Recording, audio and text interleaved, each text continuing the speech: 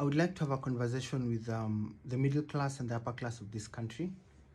Financial research and the numbers coming out are not good. When you look at PMI, when you look at the inflation rate, when you look at the unemployment rate, when you look at the current account deficits, when you look at non-performing loans, take for example, the Monday newspaper, Nation, over 12 pages of people getting auctioned. The government is going on one side while we are going on another side, and it's very difficult to trust the data coming out of government. But that's not where I want to have a conversation. Economics, investments, money, anything to do with resources are a function of politics. Politics defines everything else. And I've said this for a very long time, that as long as we have wrong politics, everything else will not be able to function. And people don't seem to get that. So today, I want to be able to focus on the middle class and the upper class and find out how can we be able to be part of the solution instead of just sitting by and watching things happen to us and making things bad for us. 99% of us are one illness away from chronic poverty. I've been there from 2022, my kids getting sick and things like that. It's been tough. It doesn't matter whether you have insurance or not. We cannot budget, we cannot plan a bad economy. We cannot budget, we cannot plan bad politics. We cannot budget, we cannot plan irresponsible, corrupt, inept leadership. It doesn't matter how many times you're going to plan. It doesn't matter how many insurance covers you're going to have. As long as the core of the economy and the core aspect of the leadership are not going in the right direction, then things will always be bad. Why I'm focusing on the middle class and the upper class, it's because we're the people who pay the taxes. The taxes that this current political class are stealing every single day, we're the ones who pay for them. And we're not getting the services that we deserve based on the taxes we pay. If someone is going to take home 100,000 shillings gross, that's around 73 net. Given the current deductions from NSSF, SHIF, housing levy, pay, you probably take home around 66,000. This is a lot of money to go to a government that's not giving us any services. So remember, 40 or so percent of your money has been taken away. Then the 60% you're remaining with, you're going to look for one, a private solution for education for your children. 2, you're going to look for private solution for healthcare for you and your family. 3, you're going to look for private solution for transportation, which means you buy an expensive car or a car on loan. 4, you're going to find a private solution for your food, because our national strategic food reserves do not exist. So first and foremost, you've paid your money in terms of taxes. So you expect public hospitals to function. You expect schools to function. You expect roads to function. You expect security to be on point. You expect economies and of cities of major counties like Nairobi, Mombasa, Nakuru, Eldoret, Kisumu to be 24 hours where people can work day and night. You expect to have some money in your pocket for investment, for some fun, buying some clothes here and there. But unfortunately, it doesn't work like that. So you give this money to the government, and the government gives money to its politicians, and they rob it. They buy new houses, new cars, they marry extra wives, they have many boyfriends. A lot of Kenyan politicians, for example, have bought a lot of homes in Cape Town and Dubai. While we are paying a lot in taxes and they're looting it, we're looking for private solutions. And this is what I'm trying to say, that it is not feasible, it is not sustainable to keep having private solutions to public concerns. We need to have a conversation. We are the ones who pay the taxes. We need to raise up and speak. I'm talking about civil disobedience. We need to demand more. We need to speak up more. We need to demand that politicians go to public hospitals like us.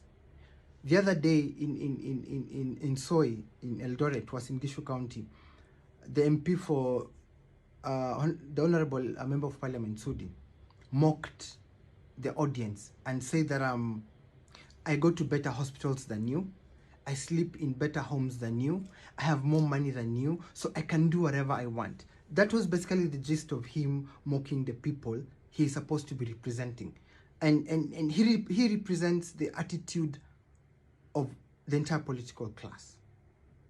I see a lot of middle class and upper market people who have purchased properties on loan trying to make ends meet. You see people selling farm produce where they've brought them from their country farms, selling from their Range Rovers or Prados by the roadside to just be able to meet that mortgage or that loan repayment. If you look at the cars being auctioned and the houses being auctioned, things are getting bad. Peter Munga, the famous founder of Equity, fighting to block his sale of shares, 76 million shares that he had given as collateral for one of his businesses for a loan of 400 million and 32 from being sold. It tells you that the economy is serious. When rich people who are supposed to be eternally rich start having such problems, what about ordinary people like you and I? Right now, we cannot afford to laugh with the political class. We need hospitals to function from our taxes we pay. We need schools to function from our taxes we pay. We need the roads to function from the taxes we pay. We need security to function from the taxes we pay. We need to be able to see the value for our money, because we can no longer afford to budget. It will not be possible to talk about, oh, I have some money I want to invest. Where are you going to invest the money?